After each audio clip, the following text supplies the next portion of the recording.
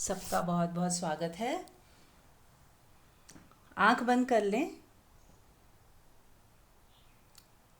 और सबसे पहले आज हम थोड़ा आलोम विलोम कर लेंगे 2 मिनट, ताकि हम और ज़्यादा गहरे उतर पाएँ अपने ही भीतर।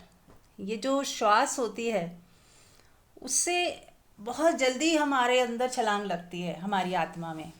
वो आत्मा हमारी ही एक लेयर है, ऐसा मान लीजिए, हमारी ही गहराई है जहाँ तक हमें पहुँचने के लिए कोई व्हीकल चाहिए। तो श्वास एक व्हीकल हो सकती है यदि हम उसका सही उपयोग करें। तो श्वास जो है हमारे अंदर जाने के लिए बहुत सहायक हो सकती है। तो उसके लिए एक प्रक्रिया ये है, आलोम विलोम करेंगे। लेफ्ट नॉस्ट्रल से शुरू करें और बहुत ही कंफर्टेबल बैठ जाएं, शरीर को बिल्कुल ढीला छोड़ दें और फिर शुरू करें। लेफ्ट नॉस्ट्रल से लेंगे, शुरुआत करेंगे और फिर रोक लेंगे। ये जो श्वास को रोकने की प्रक्रिया है ना, ये बहुत ही इम्पॉर्टेंट है। बिना रोके भी हम आलोम विलोम करते हैं, लेकिन जब आत्मा में छलांग लगानी है ना तो रोक लें थोड़ा। जैसे ही आप रोकोगे देखोगे एकदम सब ठहर गया, रुक गया, शांत हो गया। महसूस करें क्या ऐसा है? ये आपका एक्सपीरियंस होना चाहिए। तो शुरुआत करें, लेना, लेफ्ट से लें और रोके और महसूस करें क्या फील होता है।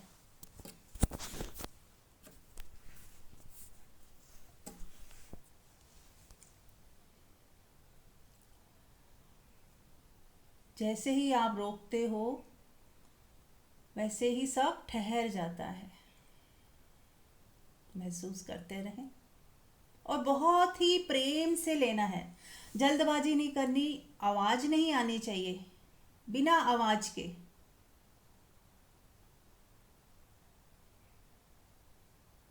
बिना एफर्ट किए, विदाउट एफर्ट, बिल्कुल प्रेम से, जितना धीरे धीरे कर पाएं उतना ही धीरे आप करें।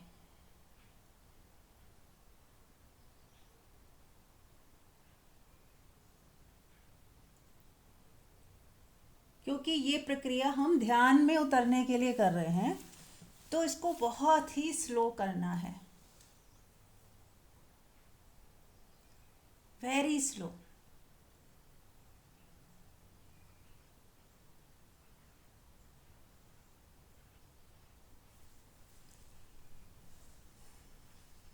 श्वास ले रहे हैं, रोक रहे हैं, लेफ्ट से ले रहे हैं तो राइट से छोड़ रहे हैं, फिर राइट से ही ले रहे हैं, लेफ्ट से छोड़ रहे हैं और बीच में रोक रहे हैं।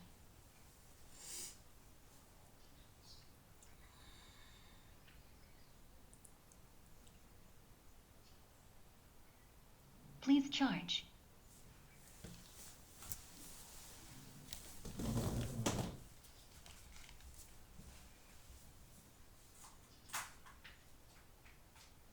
Please charge.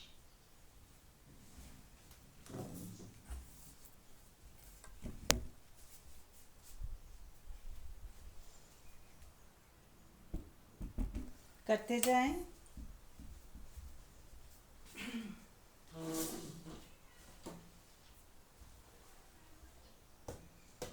अपने भीतर गहरे उतरते जाएं।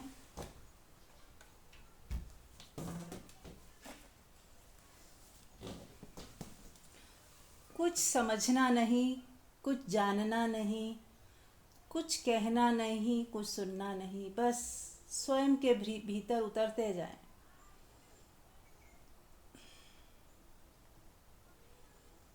और जब ऐसा लगे कि मन बहुत शांत हो गया है, अब आलोम विलोम हो ही नहीं पा रहा, आप इतने शांत हो गए हैं, तो फिर रुक जाएं।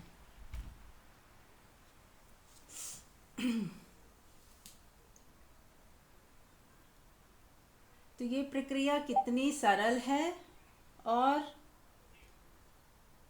इसको आप कितना लंबा समय करना है ये आपको तय करना है। कि जब आपको लगे कि बिल्कुल मैं शांत हो गई हूँ या हो गया हूँ, तो बस फिर धीरे धीरे अपने आप छूटने लगेगी, प्रक्रिया की नहीं जा रही अब और, तो आप उसको फिर धीरे से छोड़ के स्वयं में स्थित हो जाएं। अब शांत, कोई अब प्रक्रिया नहीं करनी है, जो करना था पहले कर लिया। अब हम अपनी आत्मा में पहुंच चुके हैं, ठहर चुके हैं, शांत हो चुके हैं, अब उसी में टिके रहना है। अब दूसरा स्टेप है टिक जाना। पहला स्टेप था वहां तक पहुंचना, उसके लिए हमने गाड़ी ली, कौन सी, श्वासों की गाड़ी पे बैठे, थोड़ा शांति से श्वास लिया, रोका और धीरे धीरे आत्मा में खिसकते चले गए। और जब हम खिसक गए तो ये प्रक्रिया छोड़ देनी है। अब हमें इसी में जहाँ हम टिक गए हैं अपने भीतर ही, वहीं टिके रहना है, बने रहना है।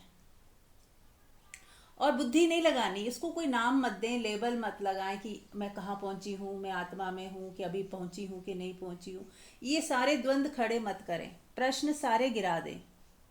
जहाँ हूँ, जैसी हूँ, जो भी हो रहा है इस वक्त, बस उसी में ठहर जाओ, बने रहो, बिना प्रश्न उठाए, बिना सोचे समझे, बिना उसको जज किए, बस मौन, शांत।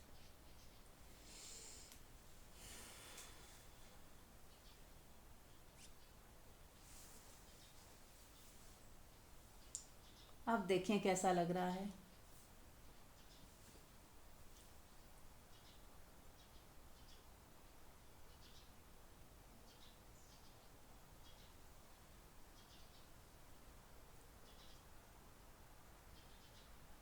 एक अद्भुत शांति, प्रेम, आनंद की अनुभूति हो रही है।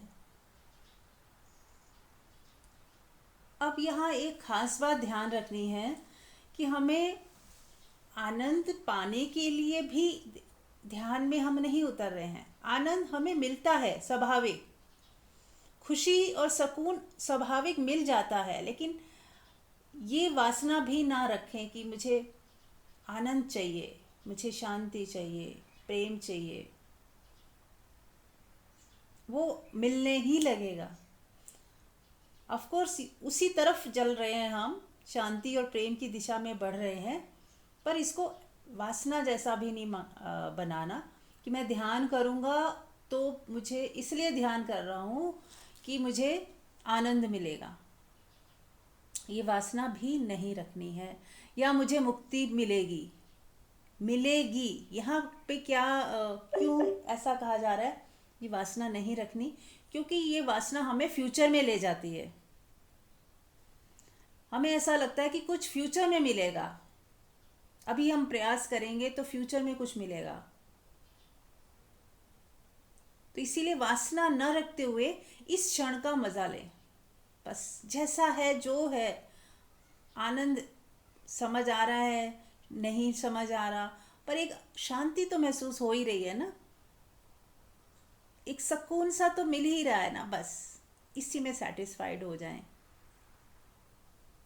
फिर धीरे धीरे कभी आनंद भी उतरेगा तो उसका भी मज़ा ले लें, और कभी ना भी उतरे तो शांति का मज़ा ले लें। कभी प्रेम की लहर उठे तो प्रेम का मज़ा ले लें। हमारी कोई वासना ना हो, कोई हमारी डिज़ायर ना हो कि मुझे तो यही चाहिए। कुछ लोगों को कुछ अनुभूति हो जाती है ध्यान में, तो उन्हें लगता है बार बार वही हो, अरे आज तो हुई नहीं, उसके पीछे ना भागें। हमें कुछ पाने के लिए यदि ध्यान किया ना, तो फिर एक लूप में फंस जाएंगे। ध्यान कुछ पाने के लिए नहीं है, बस अपने स्वरूप में टिकने के लिए है, खुद को जानने के लिए है ध्यान, कि मैं कौन हूँ। उसके साथ कुछ जोड़े ना कि मुझे पता चल जाएगा मैं कौन हूँ तो क्या फ़ायदा होगा। हमारा मन इसी तरह से सोचता है कि मिलेगा क्या, फ़ायदा क्या होगा। तो हमें पहचानना होगा ये हमारा मन ही है जो नफ़ा नुकसान सोच रहा है। तो मन से हमें थोड़ा सा अवेयर रहना है कि मन के झांसे में नहीं आना, बस होना ही आनंद हो जाए, मन का मिटना ही आनंद हो जाए, कि मन डिसॉल्व हो जाए, विलीन हो जाए, खो जाए, अमन की दशा आ जाए, है ना। मन मिटेगा तो नहीं पूरी तरह से, लेकिन वो मालिक नहीं रहेगा, वो आपकी सेवा में हो जाएगा। जब आपको उसका यूज़ करना है संसार के लिए तो आप करेंगे, और फिर वापस डिसॉल्व हो जाएगा, विलीन हो जाएगा।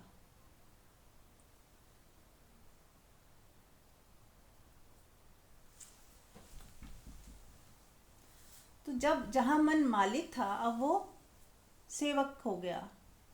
अब आपका उस पे पूरा होश पूर्वक आप उसके मालिक हो। अब आप चाहो तो उसे यूज़ करो, ना चाहो ना करो। मन आपको अब बहा के नहीं ले जा सकता, मन आपको कहीं फंसा नहीं सकता। मन के अंदर के जो लालच थे, डर थे, फियर थे, सब गिर गए। अब मन प्योरिटी वाला मन हो गया। अब वो उसके पास कोई ऐसा हथियार नहीं है, ऐसा टूल नहीं है जो आपको जख्मी करे, जो आपको फंसा दे कहीं पे। ना काम बचा, ना क्रोध, ना लोभ, ना ईर्ष्या, ना द्वेष। पर फिर भी ये बिल्कुल ऐसा नहीं है कि बचा नहीं का मतलब ऐसा नहीं है कि आप चाहो तो क्रोध का कोई सदुपयोग भी हो सकता है। कहीं कहीं क्रोध भी दिखाने के लिए नाटक की तरह आप कर सकते हो,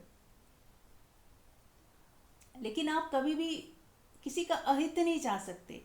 आपका वो जो क्रोध भी एक नाटक की तरह हो सकता है कि किसी बच्चे को, हाँ, या किसी को समझाने के लिए अगर आपने नाटक भी किया, लेकिन वो इतना प्रेम से भरा हुआ होगा, इतना प्रेम से भरा हुआ होगा कि उसमें करुणा और दया, ममता बह रही होगी, तो ही वो सफल है। अदरवाइज क्रोध का मतलब तो वही होता है, हम अपनी फ्रस्ट्रेशन निकाल रहे हैं, दूसरे के लिए नहीं, अपने को ही खाली कर रहे हैं, अपना रेचन कर रहे हैं।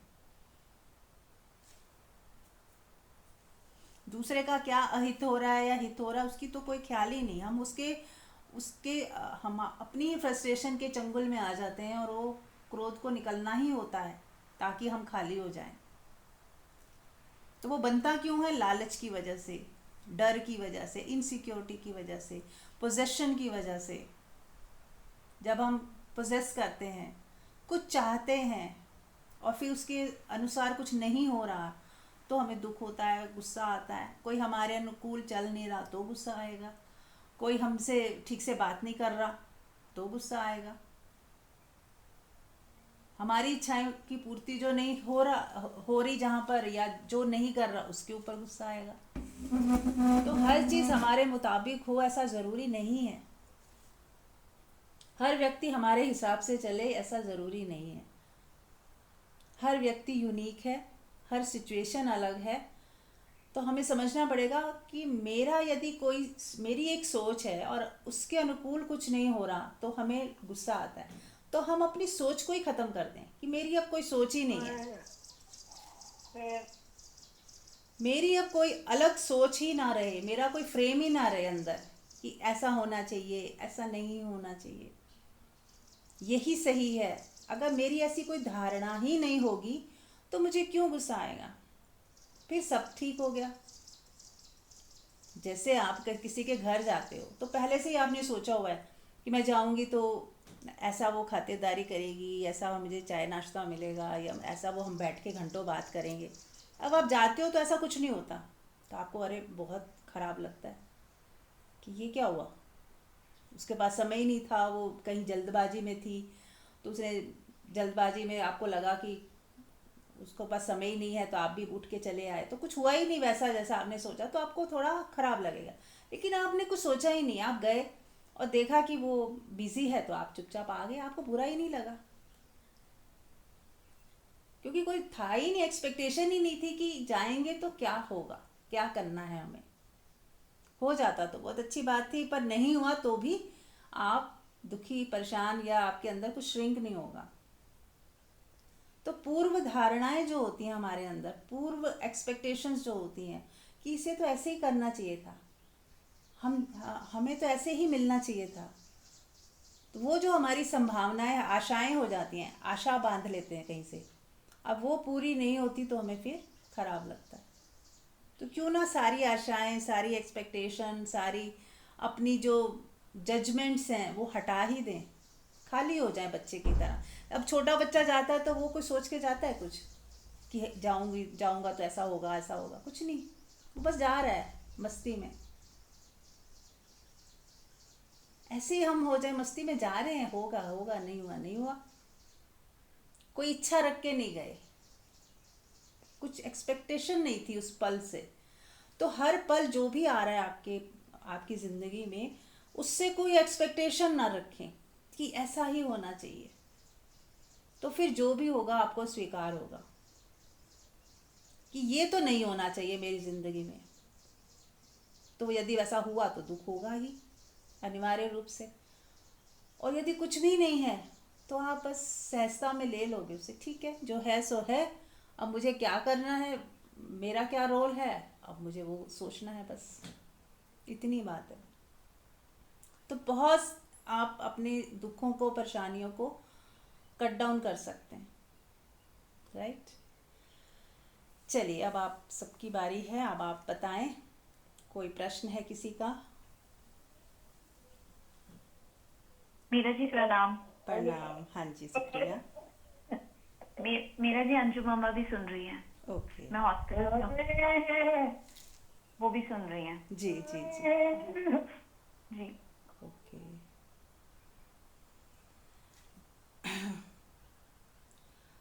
आपका कल्याण हो, आप जल्दी समझ पाएँ कि आप शरीर नहीं हो। मैं तो बस यही दुआ करूँगी कि आप इसी जन्म में ये चीज़ समझ लो कि आप शरीर नहीं हो। जो कष्ट है, पीड़ा है, शरीर को हो रही है, आपको नहीं हो रही। और इसी दिशा में हमें बढ़ना है। प्रेयर करें परमात्मा से, आगे के लिए मांगे कि आगे का जीवन मेरा परमात्मा तेरे चरणों में हो, तेरी तरफ मैं आगे बढ़ूँ, बस तुझसे ही मैं प्रेम करूं, और मेरे आगे की ज़िंदगी जो है और आगे अगर कोई जन्म है तो बस तेरे ही साथ बीते। बस ऐसी दुआ करते जाएं और सब कुछ अपने आप छोड़ दे परमात्मा पे, स्वीकार भाव में जी। यही मेरी आपके लिए शुभकामना है। हाँ जी, और कोई कुछ कहना चाहेगा? ये हाँ जी मंजू।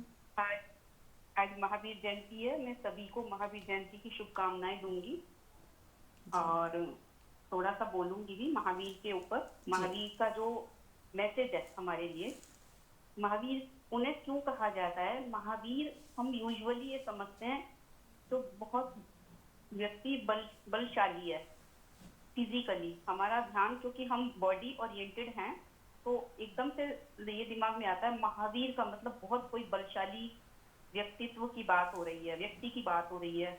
ये फिजिकली स्ट्रॉन्ग की स्ट्रेंथ जो है उसके लिए महावीर उनका नाम नहीं पड़ा, बल्कि उनके लिए जो बोला जाता है कि उन्होंने अपने मन को जीता है, अपनी इंद्रियों को जीता है, इसलिए वो बलशाली हैं। आज हम लोग जितने भी ह्यूमन बीइंग्स हैं, हम आज दुखी हैं अपने जीवन में या सुखी हो रहे हैं, तो हम इंद्रियों के वशीभूत हैं।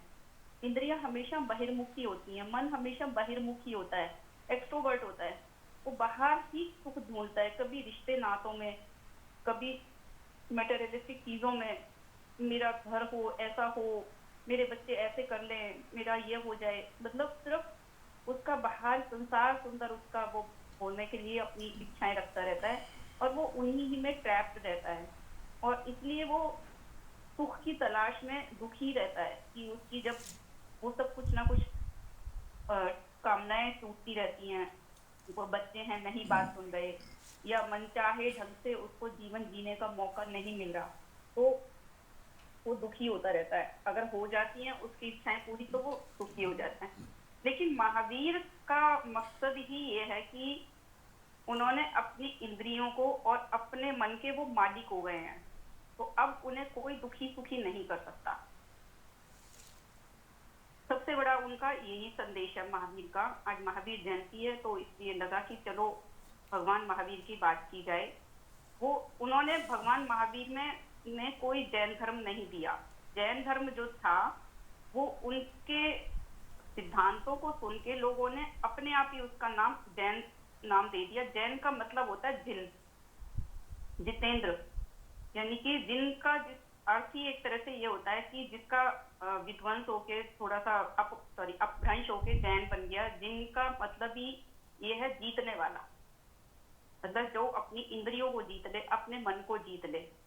अब वो मन का मालिक, मन उसका या इंद्रियां उसकी मालिक नहीं है, वो मालिक है। वो जो भीतर बैठा मालिक है, हमारा स्वरूप आत्मा जिसे बोलते हैं, या नाम कुछ भी दे दो या ना दो, लेकिन जो मालिक है हमारा, जो हम अपना हमारा स्वभाव है, अब हम वो मालिक की तरह से ही काम करता है। मन उसका नौकर है, इंद्रियां सब नौकर हैं उसकी। वो अब बहिर्मुखी नहीं है, उस सहजता में जी रहा है कि उसकी कोई भी इच्छा है, जैसे जीवन जीने के लिए हमें भोजन चाहिए, घर चाहिए, कपड़े चाहिए, वो सब बेसिक नीड्स हैं उसकी, वो ठीक है, वो पूरी हो ही जाती हैं। लेकिन नहीं कुछ भी उसके अनुकूल हो रहा, तो अब उन चीजों को लेके वो उन इच्छाओं को लेके नहीं जी रहा। वो कह रहा है कि स्वाभाविक रूप से जो भी चीजें जरूरत की हैं वो पूरी हो ही रही हैं और होती जा रही हैं। जो भी हो रहा है उसका स्वागत है। उसका मन और बुद्धि इन चीजों का विश्लेषण नहीं कर रही कि ये मेरे अनुकूल है, ये मेरे प्रतिकूल है, अब मैं यहाँ पे दुखी हूँ, अब मैं यहाँ पे सुखी हूँ।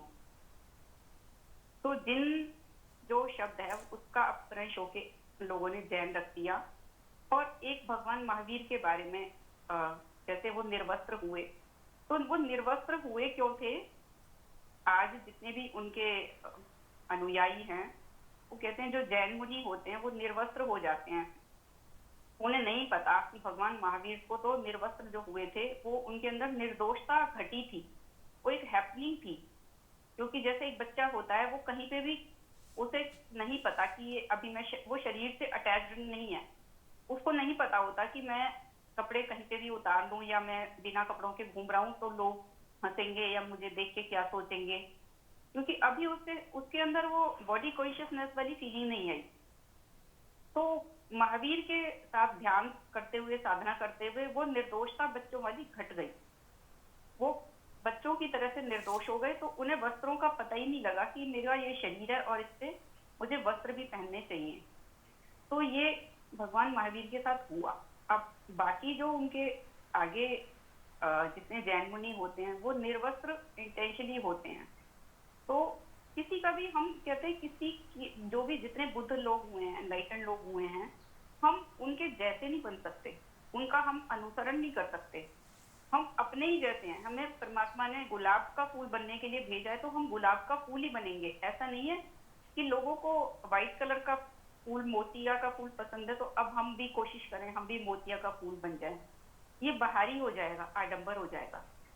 हमारा रूपांतरण होना चाहिए भीतरी तौर पे, और रूपांतरण भी कैसा होना चाहिए कि हमारा मन विलीन हो जाए, हम मन के अधीन ना हो, हम इंद्रियों के गुलाम ना हो। एक और भी चीज है, जैसे महावीर के लिए कहा गया है भव्यता का सूचक है।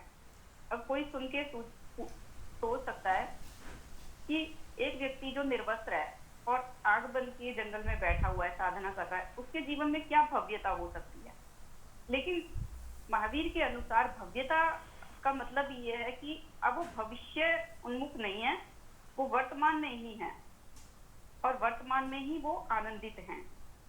जैसे अभी आपने बोला, मीरा जी ने बोला कि अगर हम ध्यान साधना करते हैं तो उसके पीछे हम एक मकसद ना बना ले कि ध्यान कर रहे हैं तो हमें कुछ मिलेगा।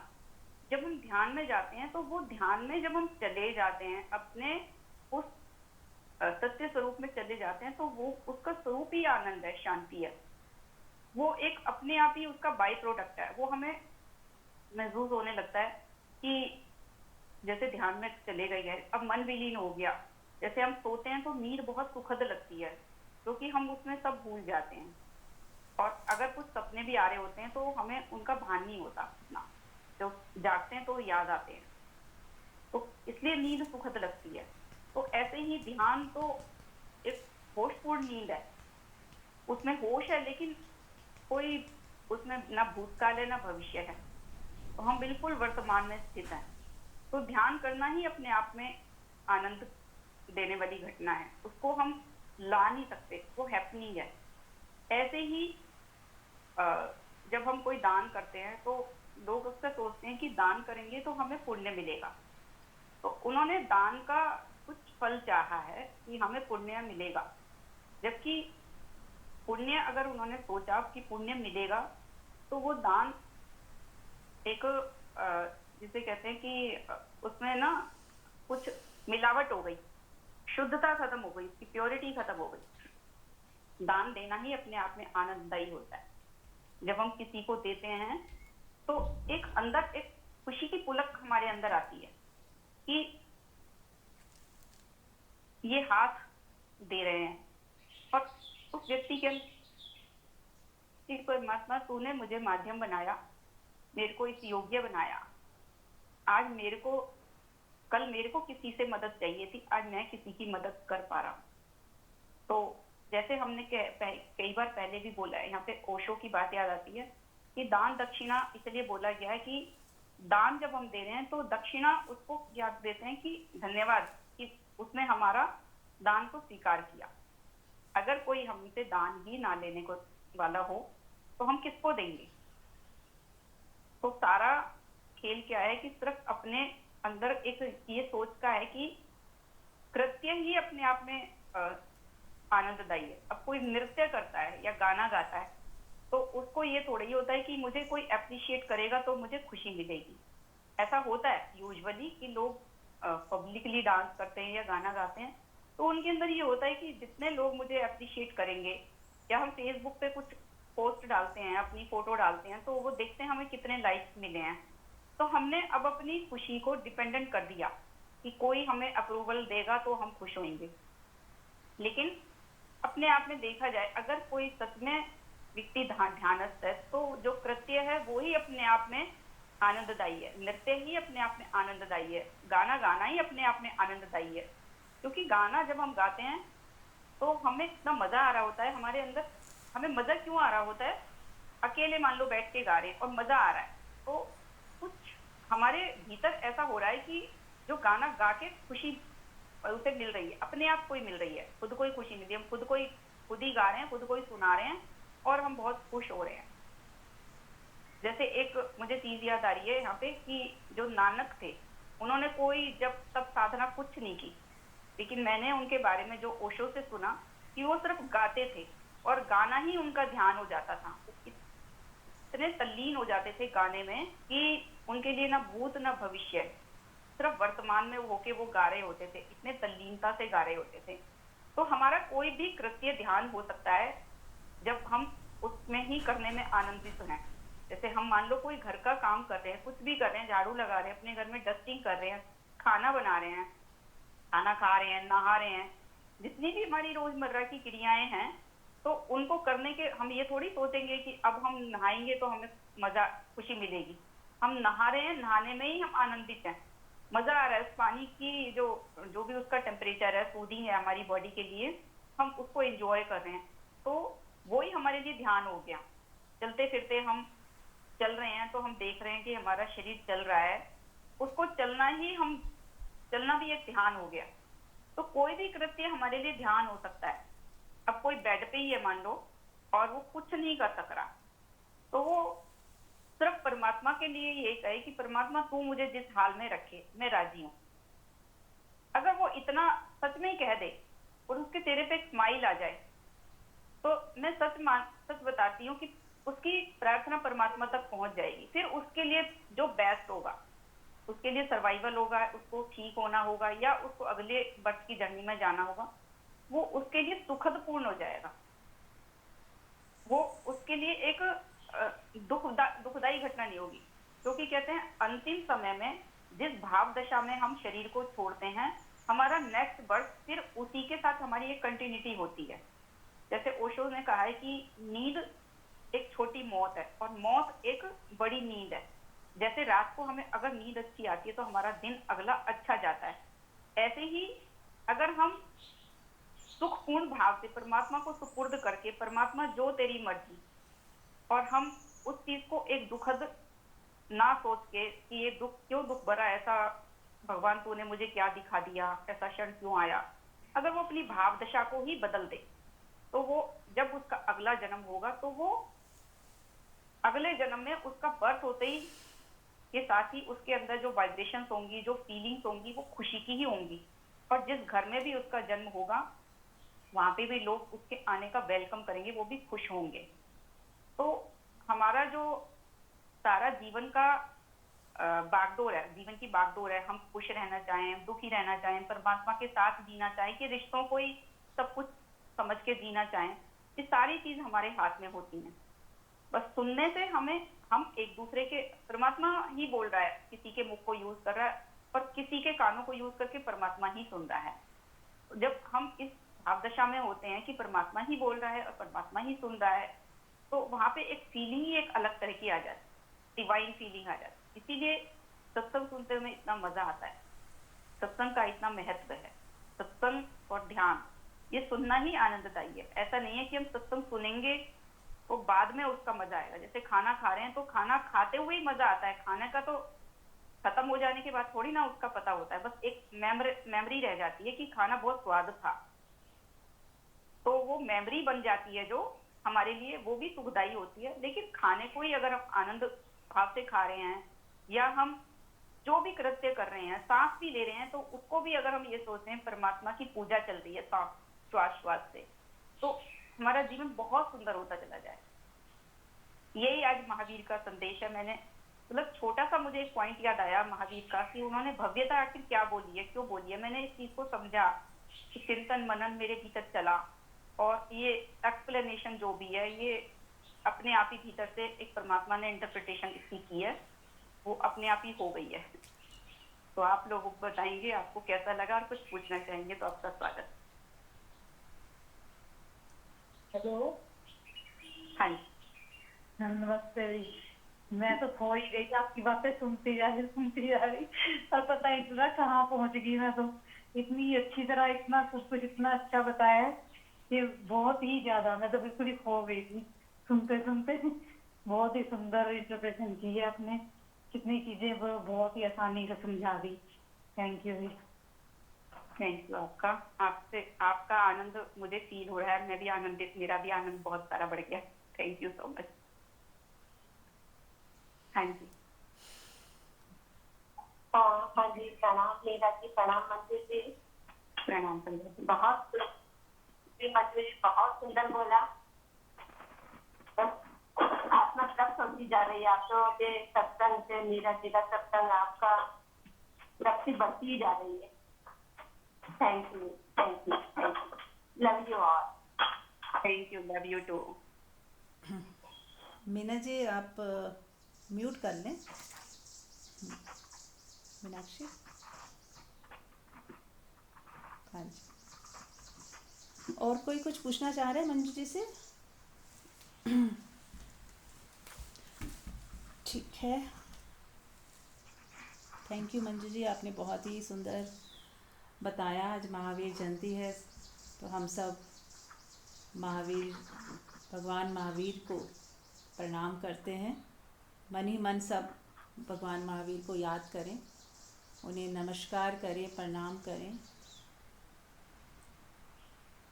और उनसे आशीर्वाद लें कि जैसे आपने जर्नी करी है, हम वैसे तो नहीं कर सकते, लेकिन फिर भी हमारे अंदर वो प्यास है परमात्मा को जानने की, परमात्मा के साथ एक होने की, खुद को जानने की। तो हमारी सहायता करें, हमारा मार्गदर्शन करें, हमारे रास्ते की रुकावटें को हटाएं, हम निर्विघ्न इस रास्ते पे चल सकें। जो काम, क्रोध, लोभ, मोह, ईर्ष्या, द्वेष हमारे रास्ते की रुकावटें बन जाती हैं, हमारे पैरों की बेड़ियां बन जाती हैं, वो हम काट पाएँ। इतनी समर्थ दे, इतनी हमें समझ दे, इतना हमारे को हमें भी महावीर बना दे, ताकि हम इस बेड़ियों को काट पाएँ और प्रेम करते हुए सबको साथ चलते हुए भी आगे बढ़ पाएँ, डिटैच हो पाएँ। सच्चे हृदय से उनके चरणों में नमन, झुक जाएं, हाथ जोड़ लें, प्रणाम करें।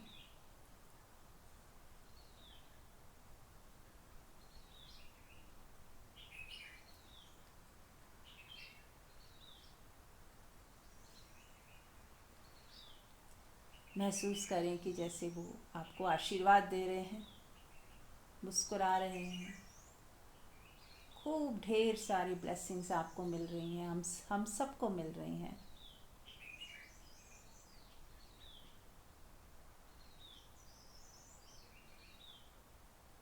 Thank you, thank you, thank you.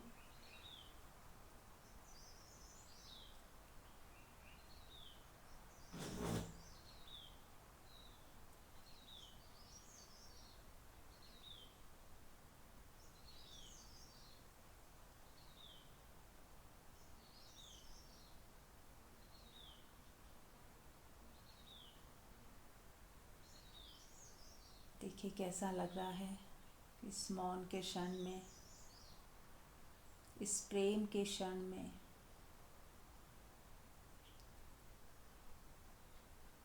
जैसे सब मिट गया हो, सब शांत हो गया हो।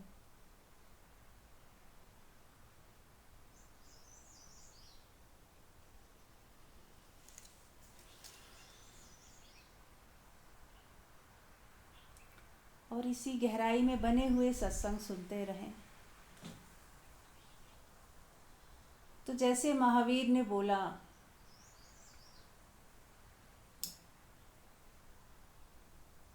महावीर क्यों बोला गया उनको?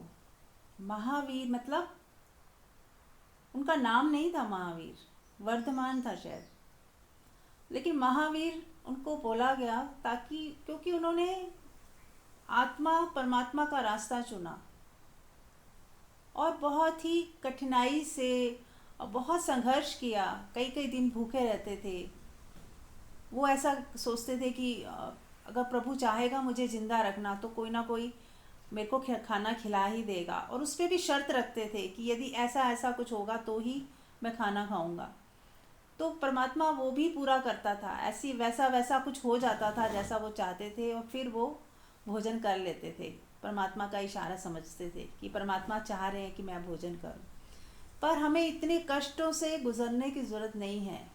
हमें ये समझ आ गया कि परमात्मा को पाना इतना कठिन भी नहीं है कि हमें बहुत कष्ट सहना पड़े, भूखे अपने आप को रखना पड़े, या हम कई दिनों का उपवास करें।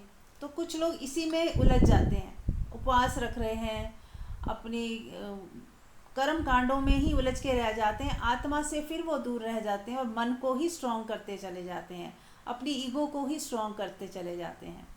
इसीलिए हमें कहते हैं ना, मक्खन निकालना है। हमें बस वो चीज़ें ग्रहण करनी है जो हमारे आत्म कल्याण के लिए ज़रूरी हैं।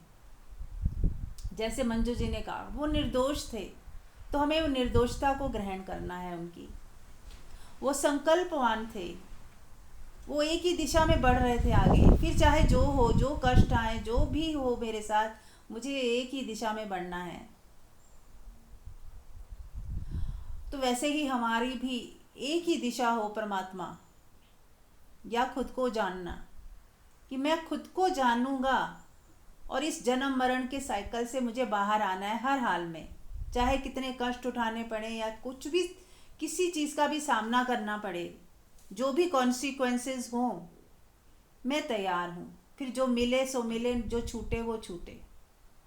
छोड़ना ना पड़े, छूटता जाए तो वो अलग बात है। आप छोड़े मत, लेकिन फिर भी यदि आप परमात्मा को चुनते हैं, अपनी आत्मा को चुनते हैं, तो बहुत कुछ छूटने लगता है, छूटता चला जाता है, आपको पता भी नहीं। तो छूट रहा है तो छूट रहा है। बहुत अपमान भी सहना पड़ता है, बहुत ताने भी सुनने पड़ते हैं, तो वो भी स्वीकार है। परमात्मा के रास्ते में सब स्वीकार है। फिर उसकी दिशा में बढ़ रहे हैं तो संसार छूटेगा ही, लेकिन छोड़ना नहीं है। छूटेगा, अपने आप छूट जाए तो छूट जाए। यदि व्यर्थ ही मालूम पड़ रहा है तो फिर क्या चिंता है? व्यर्थ को छोड़ने में क्या दुख है? व्यर्थ ही था, इसीलिए छूट गया।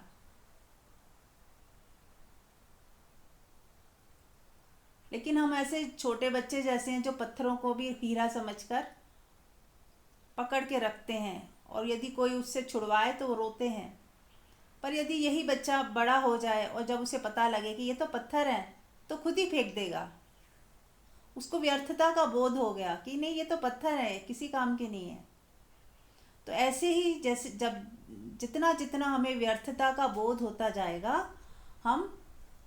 हमसे संसार छूटता जाएगा और परमात्मा की सार्थकता का बोध होता जाएगा कि मेरा होना, मेरी आत्मा में ही सारे सुख है, यहाँ इसकी सार्थकता का बोध होता जाएगा, उतना उतना हम आत्मा में टिकने लगेंगे।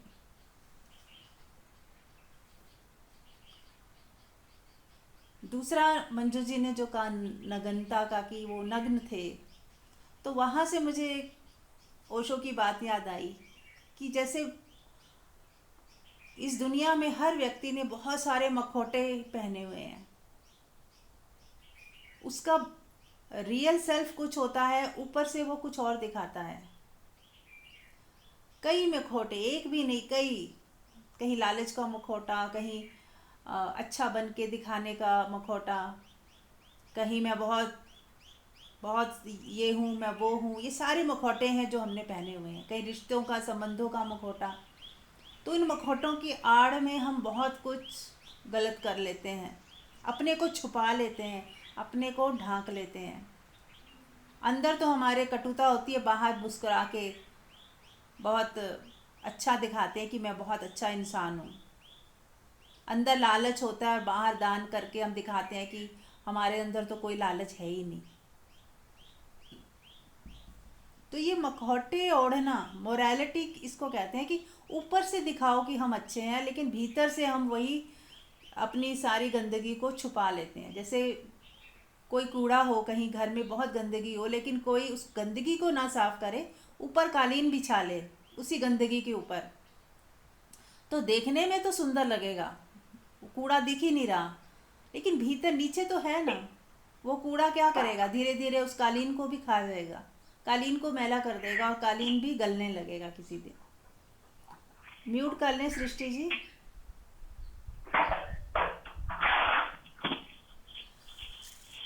सृष्टि जी आप सुन रहे हैं? म्यूट कर लें।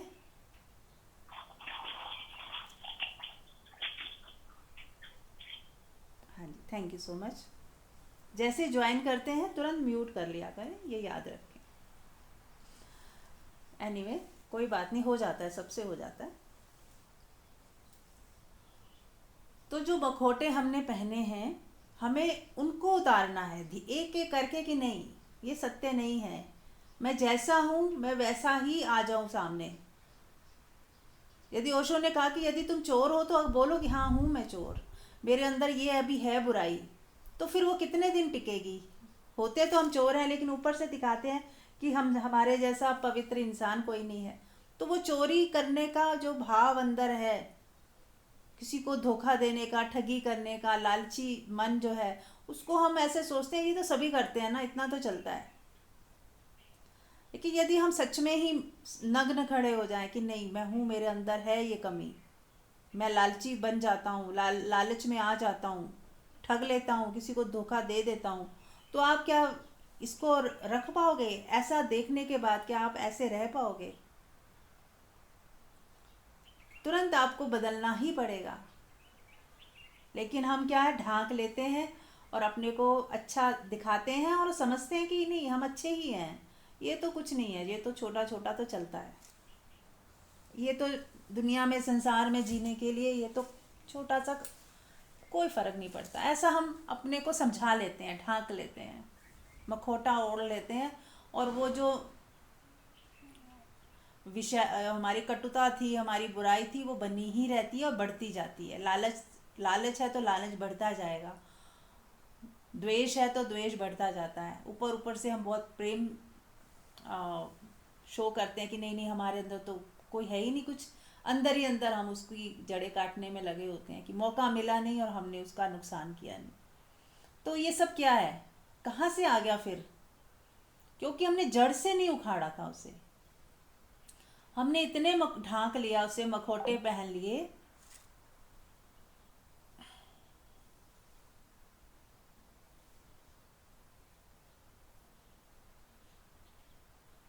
थोड़ा पॉज हो गया है।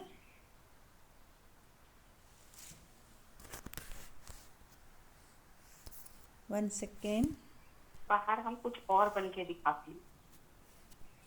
तो ये उनका कहने का अर्थ ये है कि निर्वस्त्र हो जाने का अर्थ ये है कि हम जैसे हैं वैसे ही रहें। कोई भी हमारे अंदर अगर कमी है, कोई बुरी आदत है, या अभी हम दुखी सुखी हो रहे हैं, या हमें किसी की बातें बुरी लग रही हैं, तो हम उन चीजों को ढकने की कोशिश ना करें। लोगों को हम कुछ अपनी इमेज अलग ना करके दिखाएं। ये जानते रहें कि मेरे अंदर ये कमियां हैं और मुझे इनको ठीक करना है, इम्प्रूव करना है। मुझे सत्संग की जरूरत है, मुझे मेडिटेशन की जरूरत है। तो इसमें कुछ गलत नहीं है। जैसे अगर कोई व्यक्ति डॉक्टर के पास जाए और वो चाहे तो ये कि मेरा इलाज हो जाए, लेकिन डॉक्टर को खुल के अपनी बीमारी ना बताए, तो डॉक्टर कैसे उसका ट्रीटमेंट करेगा, कैसे उसका डायग्नोज होगा? उसे बताना पड़ेगा सब कुछ कि मैं ये खाता हूँ, मेरा लाइफस्टाइल ऐसा है। सपोज किसी व्यक्ति को कोई बीमारी है और वो बताए ना डॉक्टर को कि मेरा लाइफस्टाइल ये है, तो डॉक्टर को पता ही नहीं लगेगा, वो ट्रीटमेंट करता रहेगा। लेकिन आपका लाइफस्टाइल उसे तो पता नहीं है, आप लाइफस्टाइल गलत, फिर आपको लगेगा डॉक्टर ठीक नहीं है, उसने मेरा ट्रीटमेंट ठीक नहीं किया। तो ऐसे ही परमात्मा को समर्पण कर दें।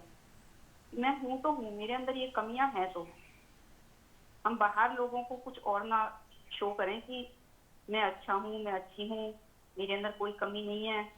दूसरे लोग हैं जो मेरे को कुछ कुछ बोलते हैं, मैं परेशान करते हैं मुझे। तो अभी भी जब तक हमारी दोष दृष्टि है, हमारा ध्यान दूसरे की तरफ है, हम दूसरे को ब्लेम कर रहे हैं, अपने दुख का कारण दूसरे को समझ रहे हैं, तो और हम अपने मन को ये समझा लेते हैं कि हमें उनसे सिंपैथी मिल रही है, तो यानी कि हम ठीक हैं। तो फिर आपकी बीमारी कभी भी वो ठीक होने वाली नहीं, यानी कि हमारा वो दुख कभी भी दूर होने वाला नहीं है। जब तक हमें ये चीज हम एक्सेप्ट नहीं करेंगे कि हाँ अभी मेरे अंदर एक्सपेक्टेशन है, अभी मेरे अंदर गुस्सा है, अभी मेरे अंदर इरिटेशन है, या मेरे अंदर अभी लोभ है, या मेरे अंदर अभी मोह पड़ा है अपने बच्चे से, या अपनी फैमिली के किसी पर्सन से, या अपने पैसे से, मकान से, तो फिर हमें इन चीजों का जब तक समझ नहीं आएगा, या हम अपने आप को खुद ही नहीं बताएंगे कि हाँ ये चीज अभी मेरे अंदर है और मुझे इस पे काम करना है, तो बाहर लोगों की चिंता ना कर कि लोग आपको बुरा कहेंगे या क्या। लोगों को पता ना तो हमें बताना है, ना हमें छिपाना। कई बार ऐसे होता है कि हमें 4 लोग तारीफ कर देते हैं, तो हमारे अंदर एक अपनी इमेज बन जाती है अच्छी सी कि मैं तो अच्छी हूँ, 4 लोग तो मेरी को अच्छा ही कह रहे हैं, मुझे ठीक कह रहे हैं। लेकिन अगर फिर 5वें व्यक्ति ने मेरे को बुरा कह दिया तो मुझे बुरा लग जाए, मेरी ईगो हर्ट हो जाए। तो हमने अपनी जो इमेज बनाई थी 4 लोगों की वजह से बनाई थी। सॉरी, मैंने देखा नहीं था, मीरा जी आ गई हैं, मैं उनको ही हैंड ओवर करूँ। हाँ, नहीं, आप बहुत अच्छा बता रहे थे। You can continue if you want. ऐसा कुछ नहीं है। कोई नहीं, आप भी बताइए। ओके, आपके मुख से भी वही बोल रहा है, मेरे मुख से भी वही बोल रहा है।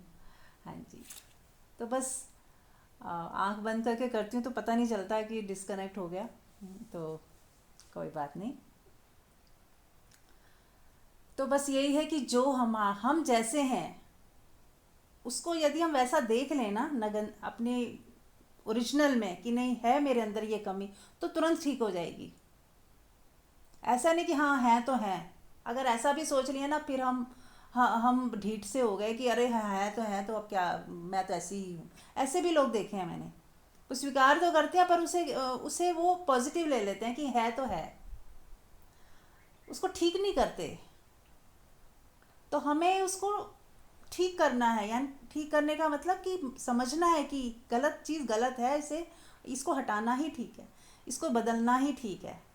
यदि लालच है तो ये लालच को ठीक है, ऐसा हम सोचे कि हाँ हूँ लालची तो बस ठीक है, मेरा लालच बना ही रहे तो क्या ही फ़र्क पड़ रहा है। तो आपको उसके कॉन्सिक्वेंस भुगतने पड़ेंगे। आज नहीं तो कल उसकी कॉन्सिक्वेंस आएंगे, तो क्यों ना शुरू में ही हम उसको पकड़ लें। यदि ये लालच बढ़ता चला गया, कोई बीमारी बढ़ती जाती है, तो उसके बाद तो इलाज करना कितना मुश्किल होता है। क्यों ना शुरू में ही उसका इलाज कर लें। क्रोध हल्का सा उठा तो तुरंत ही उस क्षमा कर दें, लेट गो कर दें कि नहीं अभी तो हल्की सी चिंगारी उठी है, मन में हल्का सा उस दूसरे के प्रति नफरत आई है या द्वेष आया है, तो क्यों ना यही ख़त्म कर दें, उसको मन ही मन माफ़ करके उसे गले लगा लें, प्यार दे दें। कोई बात नहीं, भूल हो जाती है, हमसे भी तो हो जाती है, हमारे बच्चों से भी तो हो जाती है, हम उसे माफ़ कर देते हैं ना। तो ऐसे छोटी सी जब चिंगारी दिखे तभी उसे वहीं ख़त्म कर दिया जाए। आग को भड़कने ही ना दें। अपनी कमियां बुराइयां दिखी तुरंत उसी को वहीं डिज़ोल्व कर दें, उसका मज़ा ना लें, उसको बढ़ावा ना दें। हम ही बढ़ावा देते हैं। और यदि हमने बढ़ावा देने की जगह हम उसके उसमें खड़े हो गए कि नहीं, जो गलत है उसे हटाना है। जैसे हम सफाई करते हैं ना, कि जो व्यर्थ है उसे आज हटा देना है। दिवाली की सफाई में करते हैं कि आज जो भी कूड़ा है, जो बहुत दिनों से चीज़ें काम नहीं आई हैं, जो कपड़े हैं बहुत दिनों से पहने नहीं है, ऐसे ही रखे हैं, तो उनको दे दो, बांट दो, हटाओ इसको। तो हटाते हैं, हम खाली करते हैं जगह को। ऐसे ही अपने अंदर जो भी कमियां दिखी, अब इन्हें हटाना है, रखना नहीं है इसे संभाल के। इसको ईगो नहीं बना लेना। कुछ लोग इसको भी ईगो बना लेते हैं कि हाँ मुझे आता है गुस्सा, मैं तो ऐसी ही हूँ जी, मैं कुछ नहीं कर सकती। अगर आप कुछ नहीं कर सकते तो ऐसे ही बने रहोगे और लोग दुखी सुखी होते रहेंगे, उसके कॉन्सिक्वेंस भुगतने पड़ेंगे और ये क्रोध बढ़ता ही जाएगा। लेकिन यदि हम अवेयर हैं कि नहीं, क्रोध आता है, मुझे ये ठीक करना है हर हाल में। क्यों आता है गुस्सा, मैं खुद को क्यों जलाऊं? दूसरे के कर्मों की सज़ा मैं खुद को देती हूँ। दूसरा गलती करता है, गुस्सा मैं खुद करके अपने को जलाती हूँ पहले तो, फिर दूसरे से हमारा रिलेशन भी ख़राब हो जाता है। जिस पर भी गुस्सा करोगे रिलेशन ख़राब होगा ही, वो बात नहीं रह जाएगी जो पहले थी। तो इसलिए गुस्सा करना कोई भी समाधान नहीं है। ऐसा यदि हम समझेंगे तो भी हम गुस्से को हटाने की कोशिश करेंगे कि नहीं, हटाना मतलब समझने से ही हटने लगेगा। अगर हमारे अंदर से ये आ गया ना कि नहीं मुझे गुस्से में नहीं रहना, तो बात शुरुआत हो गई। इतना सोचते ही शुरुआत हो जाएगी, क्योंकि हम उसको अच्छा मान के कर रहे हैं कि नहीं गुस्सा करना तो बहुत अच्छा है, लोग डर जाते हैं मेरे से। आप उसे पावर दे रहे हैं तो ही आप कर पा रहे हो। जिस दिन आपने ये सोच लिया कि नहीं मुझे गुस्सा नहीं करना, ये सही नहीं होता, तो देखिए आप धीरे धीरे कम होता जाएगा गुस्सा। आदतवश हो सकता आ जाए एक दो चार बार, लेकिन थोड़े ही दिनों में वो बिल्कुल आप शांत हो जाओगे कि नहीं गुस्सा तो नहीं करना, चाहे कुछ हो जाए। ये किसी का भी भला नहीं करता, ना मेरा ना दूसरे का। और रिलेशन अलग ख़राब होते हैं, मूड हमारा अलग ख़राब होता है, बीमारियां सो हमें लगती हैं। ठीक है, तो आज ही यदि हम सब संकल्प करें आंख बंद करके कि नहीं जो भी बीमारियां हैं मेरे अंदर, मुझे उसे पालना पोसना नहीं है, ईगो नहीं बनानी। जो भी गलत है, जो सही नहीं है, उसे वो हटना ही चाहिए मेरी ऑरा से, वो जाना ही चाहिए। तो आज से ही देखिएगा आपके अंदर सब व्यर्थ कूड़ा कचरा जलने लगेगा, क्योंकि आपने उसे पानी नहीं दिया। जैसे कहते हैं ना, पौधे को पानी नहीं दो, खाद नहीं दो, तो वो सड़ने लगता है, सूख जाता है। ऐसे आप अपने लालच को, अपने गुस्से को खाद पानी नहीं देंगे तो वो अपने आप ही वो वृत्ति नष्ट हो जाएगी। मुझे उस दिशा में जाना ही नहीं, इसको हवा पानी देना ही नहीं। उठेगी वो हल्की सी, तुरंत उसको आप कहोगे नहीं तेरा कोई काम नहीं, मुझे प्रेम की ही गंगा बहानी है, मुझे प्रेम की तरफ ही आगे बढ़ना है। दया, क्षमा, लेट गो करना, इस दिशा में ही आगे बढ़ना है। अनकंडीशनल, अनकंडीशनल होना मतलब आप अपनी तरफ से प्रेम दे रहे हो, सामने वाला क्या करता है क्या नहीं करता हमें उससे कुछ लेना देना नहीं। मुझे क्या करना है, मैं कैसा हूँ, मैं अपने स्वभाव में जीऊँ, सामने वाला अपने स्वभाव में जी रहा है। यदि वो क्रोधी है, वो अपने स्वभाव में जी रहा है, और मैं यदि अपने ट्रू सेल्फ में जी रहा हूँ, तो मैं अपने सेल्फ में, मेरे अंदर से प्रेम है तो मैं क्यों ना प्रेम बहाता ही जाऊँ सबके प्रति। इसका मतलब ये भी नहीं हमें व्यवहार करना जरूरी है, बस प्रेम पूर्ण रहें सबके लिए, और जो जैसा है उसको वैसा वहीं छोड़ दें, बिना बदले उसको वैसा स्वीकार कर लें। वो कहते हैं ना, जो जैसा है उसे वैसा स्वीकार करें। और मैं कह रही हूँ कि जो जैसा है उसे वैसा ही रहते हुए बिना बदले उसे प्रेम दें। प्रेम देना बंद ना करें, आपकी तरफ से प्रेम का मैसेज जाता ही जाए, आपकी हृदय उसके लिए खुला ही रहे, तो आप पाओगे ऑटोमेटिक सब कुछ आपके अनुकूल होता जाएगा। जो व्यक्ति सच में आपके लिए हानिकारक होगा, कुदरत उसे पीछे ही कर देगी, हटा ही देगी। ये चीज़ें खुद ब खुद होने लगती हैं। तो आपको हैरानी होगी कि ये कैसे हो गया। हमें ऐसा लगता है ना कि यदि हम कोई गलत इंसान है उससे दूरी नहीं बनाएंगे, उसे मना नहीं करेंगे तो वो तो हमें नुकसान दे देगा, पर वो प्रकृति कर देती है ऐसा, आपको नुकसान नहीं होने देती, क्योंकि आप अनकंडीशनल हो जाते हो।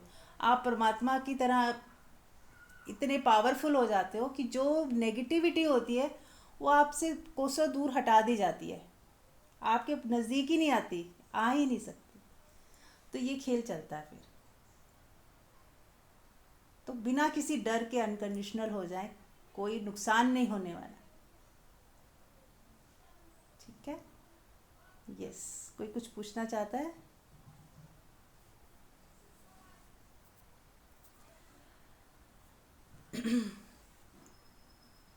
टाइम तो हो गया है, 2 मिनट ही बचे हैं। हाँ जी। हाँ, फिर भी जो लोग जितना टाइम है उसके अकॉर्डिंग कर लेंगे, थोड़ा मैं ध्यान कराती हूँ। हाँ, श्योर श्योर श्योर।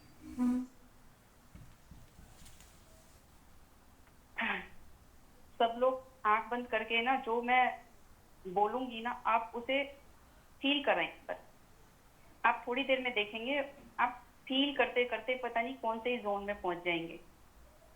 अगर मान लो इस समय कोई ऐसी सिचुएशन में भी थे, कुछ देर सत्संग से पहले या कल रिसेंटली या पास्ट में कोई भी बात ऐसी थी जो अभी भी मन को आपके भारी कर रही थी, आप हल्के नहीं हो पा रहे थे, आप देखना अभी 2-3 मिनट के अंदर ही आप बिल्कुल हल्के फील करने लगेंगे, बहुत अच्छा फील करने लगेंगे। ठीक है, आंख बंद करें और बस रिसेप्टिव हो जाएं, ग्रहणशील हो जाएं जो भी मैं शब्द बोल रही हूँ, उन जो वाक्य मैं बोलूँगी उनके प्रति।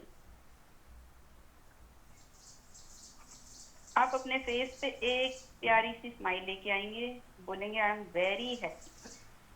लाइन को बोलना नहीं है, सिर्फ फील करना है। मैं बोल रही हूँ, आप फील कर रहे हैं। एक स्माइल के साथ I am very happy, I am very happy.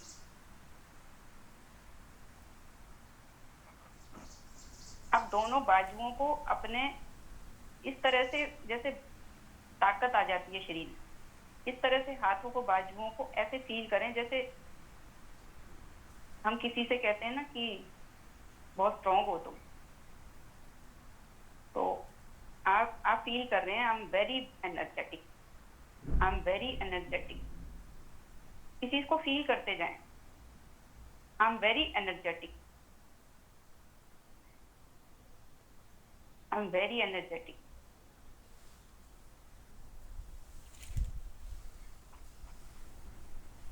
अब आप अपने आप को ऐसे देख रहे हैं कि आप रनिंग कर रहे हैं, रेस लगा रहे हैं, भाग रहे हैं, और आपके फेस पे खुशी के वजह से एक स्माइल है कि मेरी बॉडी कितनी बढ़िया हो गई है, कैसे भाग रही है। घर का जो भी मेरा काम मैं धीरे धीरे करती थी, अब मैं बड़ी फुर्ती से कर रही हूँ। अपने आप को, अपने शरीर को ऐसे देखें, मैं भाग रही हूँ, भाग भाग के सारे काम फुर्ती से कर रही हूँ और मैं खुश हूँ। अब जो भी चीज खुशी से करते हैं वो आपकी मैनिफेस्ट हो जाती है, आपकी बॉडी उसका सहयोग करती है बहुत ज्यादा, क्योंकि मन और शरीर अलग अलग नहीं है। अगर खुशी होती है तो मन में होती है, उसका प्रभाव शरीर पर आता है। आप बहुत खुशी से अपना घर के काम कर रहे हैं, भाग भाग के अपना मार्केट के काम कर रहे हैं, आप सुबह पार्क में जैसे रनिंग कर रहे हैं, दौड़ रहे हैं एथलीट की तरह, और बहुत खुश हैं।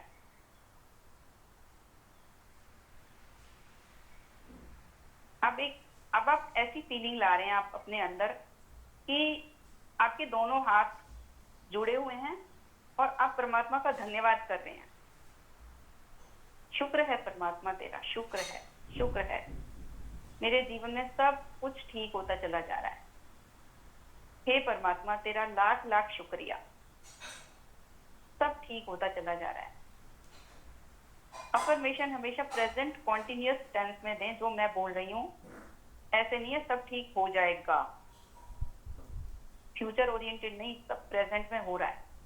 मेरे लाइफ में सब बैलेंस होता चला जा रहा है। मेरा शरीर बिल्कुल मेरा साथ दे रहा है अच्छे से, जितना मुझे पैसा चाहिए मेरी जरूरत के लिए उतना पैसा मेरे पास इजीली है। ये प्लीज म्यूट करें अपना।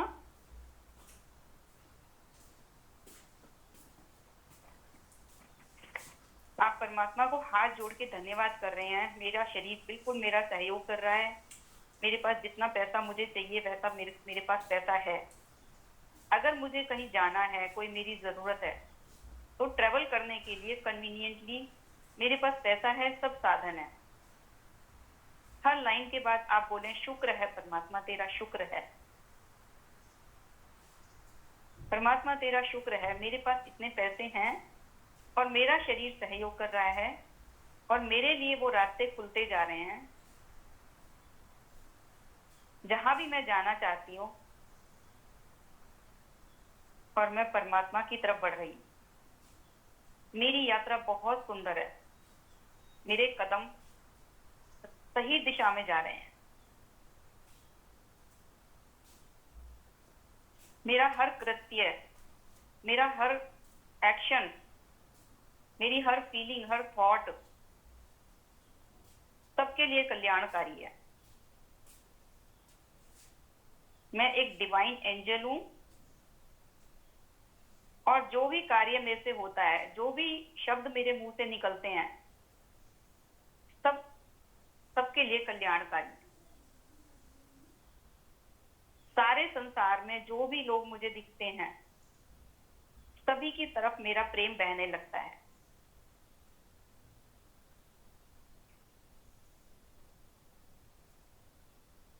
मैं परमात्मा का फरिश्ता हूं, प्रेम से भरपूर हूं और मेरे से प्रेम ही प्रेम झरता है, अनकंडीशनल प्रेम। जहां मैं जाती हूं वहां बस प्रेम ही प्रेम बटता है। ऐसी वाणी मेरी हो जाती है कि जो भी सुनता है उसको शीतलता पहुंचती है, उसको सुकून महसूस होता है। मैं ब्लेस्ड हूं, मैं परमात्मा ने मुझे आशीर्वाद दे के भेजा है धरती पे कि मैं खुशनुमा जिंदगी जीती हूँ और जो मेरे आसपास के लोग हैं वो भी मेरे साथ रह के खुशी महसूस करते हैं।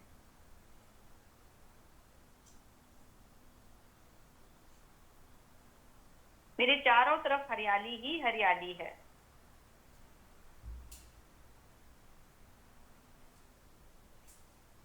जैसे कहते हैं दिल गार्डन गार्डन हो गया, यानी कि दिल बहुत खुश हो गया। तो आप एक फील कर रहे हैं जैसे किसी गार्डन में हैं और बहुत सारे फूल खिले हुए हैं, फूल खिल रहे हैं, मानो हंस रहे हैं, ऐसे आप भी हंस रहे हैं। अब फूलों की तरह से आपके अंदर बहुत अच्छी फूलों जैसी एक अट्रैक्शन आ रही है। हम परमात्मा के भेजे हुए फूल हैं। हम इस धरती पे अपना जीवन खुशी से जीने के लिए आए हैं। फूलों की भांति हम खिले हुए हैं। फूलों की भांति हमारे अंदर एक फ्रेग्रेंस है। फ्रेग्रेंस क्या है? हमारी वाइब्रेशन, बहुत हाई वाइब्रेशन है हमारी।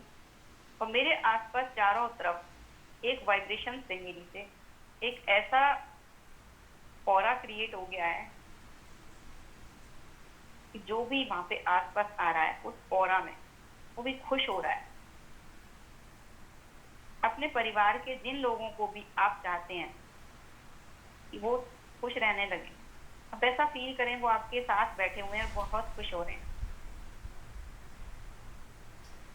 आप उनकी खुशी को अनुभव करें और खुश होएं।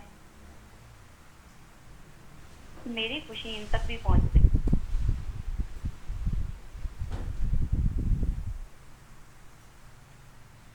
इतनी सी देर में ही, चंद मिनटों में आपकी वाइब्रेशन चेंज हो चुकी हैं। आप बहुत हाई वाइब्रेशन जोन में हैं। ये फ्रीक्वेंसी बहुत हाई हो गई है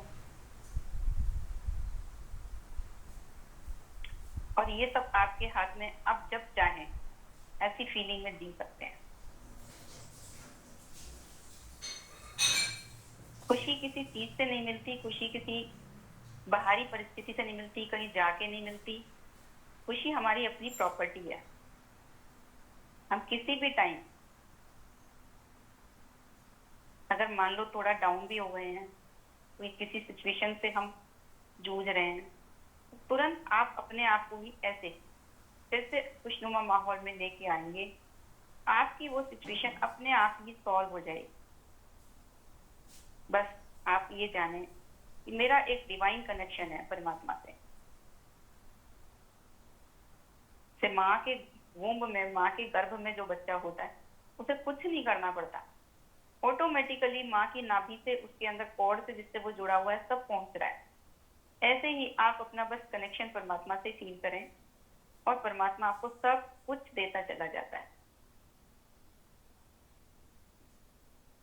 सारी चाबी मेरे पास है।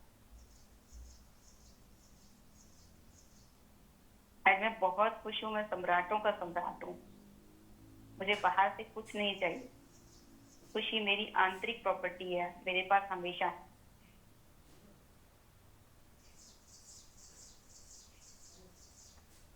आप लोग इसी अवस्था में रहना चाहें, जितनी देर रहें, और कुछ शेयर करना चाहें तो आप शेयर करें। किसी को कुछ फील हुआ तो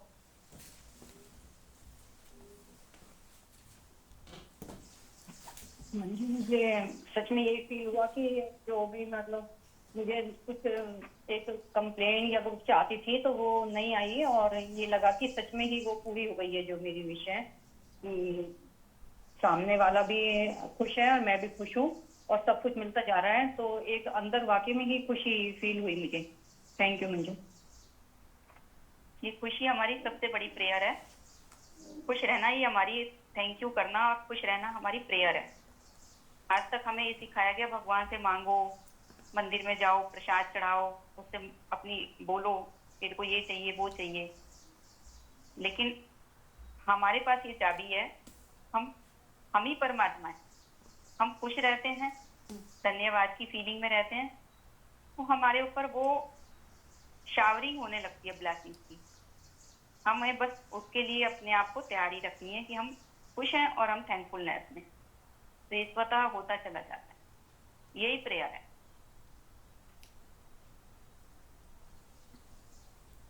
और भी कोई कुछ शेयर करना चाहे?